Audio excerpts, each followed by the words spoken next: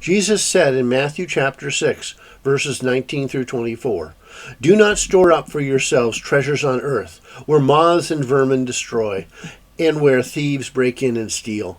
But store up for yourselves treasures in heaven, where moths and vermin do not destroy, and where thieves do not break in and steal.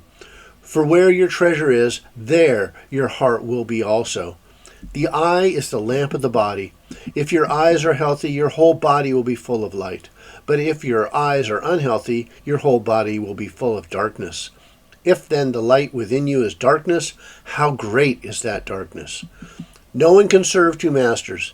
Either you will hate the one and love the other, or you will be devoted to the one and despise the other. You cannot serve both God and money." Jesus expanded his teaching beyond activities we sometimes consider only religious, like prayer and fasting, to a wider variety of daily pressures and concerns. Storing up treasures in heaven is not limited to tithing, but includes all acts of service to God. Giving our money to God's work is like investing in heaven because it helps more people hear and respond to the gospel. We should seek to please God, both in our giving and in our fulfilling of God's promises in everything we do. Jesus made it clear that storing our treasures in the wrong place leads to our hearts being in the wrong place. What we treasure the most controls us, whether we admit it or not. What we think about, talk about, or spend our money on can dominate us. If possessions or money become too important to us, we must reestablish control of our hearts. We need to get rid of the things that have become idols to us. Jesus calls for a decision to live contentedly with whatever we have because we have chosen eternal values over temporary earthly treasures.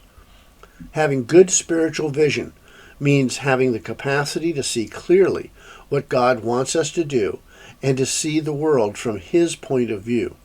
This perspective can be easily obscured by self-serving desires, interests, and goals. Serving God is the best way to restore it. A healthy eye stays fixed on God. Jesus says we can have only one master.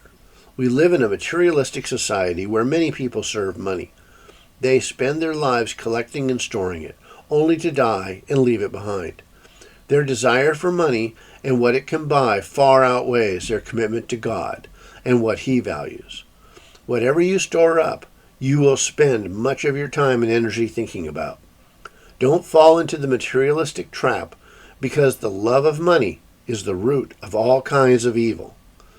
Can you honestly say that God, and not money, is your master? One test is to ask yourself which one occupies more of your thoughts, time, and efforts. Jesus contrasted heavenly values with earthly values when he explained that our first loyalty should be to those things that do not fade, cannot be stolen or used up, and never wear out.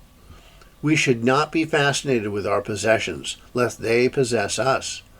God alone deserves to be our master. Either we store our treasures with God, focus our eyes on him, and serve him alone, or else we do not serve him at all. Where does your ultimate allegiance lie?